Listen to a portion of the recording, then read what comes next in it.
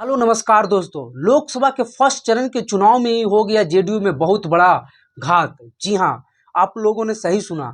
JDU party जो है नीतीश कुमार की पार्टी, बिहार में अभी फिलहाल नीतीश कुमार जदयू के पार्टी के सर्वोसर्वा हैं और वे बिहार के मुख्यमंत्री भी हैं। एनडीए गठबंधन में शामिल है जिसमें नीतीश कुमार, बीजेपी, चिराग पासवान, उपेंद्र कुशवाहा और जीतन राम मांझी की पार्टियां शामिल है।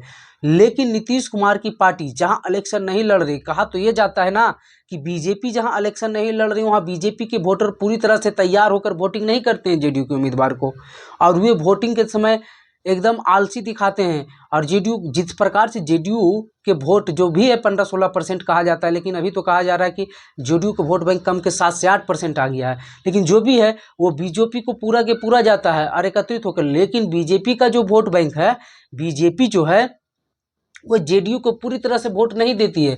बीजेपी के वोटर जहां जहां बीजेपी के कैंडिडेट नहीं है वहां सुस्त पड़ जाते हैं। लेकिन हम आपको एक ऐसी जगह के बारे में बतलाने जा रहे हैं जहां जेडीयू के वोटर बीजेपी को मात चटा रहे हैं। हाँ, बीजेपी के कैंडिडेट को पूरी तरह से वहां की जेडीयू की टीम, पूरा जिला स्तरीय टीम ही खत्म हो गई। जिला स्तरीय क्या बोले कि वहां की लोकसभा की जितनी भी जेडीयू की टीम हो, पूर्व विधायक रहे हैं, जिला अध्यक्ष रहे हैं, बड़े बड़े जिला परिषद मुखिया, वर्तमान विधायक, सब के सब बीजेपी छोड़ आरजेडी के कैंडिडेट को जिताने में लग गए हैं। और ये कहीं और की नहीं, ये फर्स्ट पेज के चुनाव की बात है। हम आपको बता दें कि ये कहीं और की नहीं, ये आरोप नवादा में लग रहा है। जी हाँ, नवादा लोकसभा जहां फर्स्ट फेज का चुनाव है और जेडीयू वहां चुनाव नहीं लड़ रही है। वहां से जेडीयू एनडीए गठबंधन के समर्थित उम्मीदवार विवेक ठाकुर हैं बीजेपी के उम्मीदवार, और नीतीश कुमार वहां रैलियां भी कर चुके हैं विवेक ठाकुर के उम्मीदवार में बारसलीगंज में, लेकिन उतना भीड़ दिखा नहीं। वही आरजेडी और इंडिया गठबंधन की ओर से श्रवण कुशवाहा हैं उम्मीदवार। वही निर्दलीय दो वहां भी उम्मीदवारी लड़ रहे हैं और काफ़ी अच्छे से मुकाबले में हैं, गुंजन सिंह और विनोद यादव। हालांकि ये दोनों जीत नहीं सकते, लेकिन दोनों एक दूसरे कैंडिडेट को वोट काटने में काफ़ी हैं। गुंजन सिंह भूमियार जाति से और विवेक ठाकुर भी भूमियार।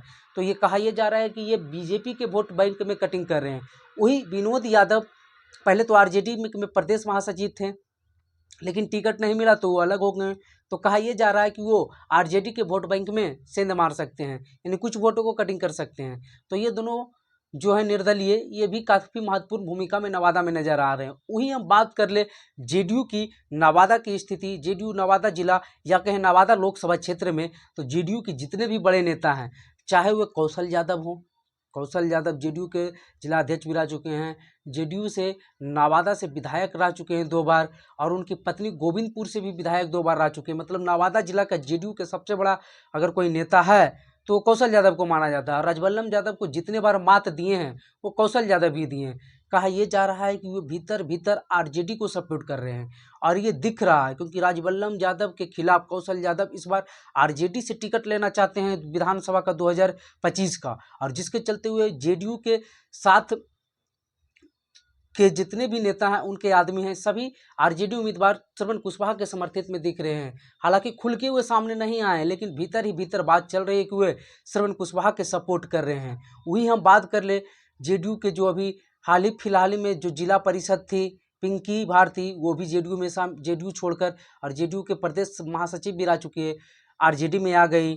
जेडीयू के बहुत सारे जिला परिषद और मुखिया आरजेडी में आ गए। वही हम बात कर ले जेडीयू के एक और विधायक बारसलीगंज से 2 बार विधायक रह चुके हैं, कुर्मी जाति से आते हैं, जेडीयू के वोट बैंक से ही आते हैं, प्रदीप महतो, जो उनके चाचा अशोक महतो हैं वो आरजेडी में चले गए हैं। तो प्रदीप महतो भी आरजेडी के प्रचार में लग गए हैं। और प्रदीप महतो तो यानी कि जेडीयू के जो भी 3 विधायक नवादा जिला से जीते थे, वो तीनों के तीनों आरजेडी कैंडिडेट को जिताने में लग गए हैं।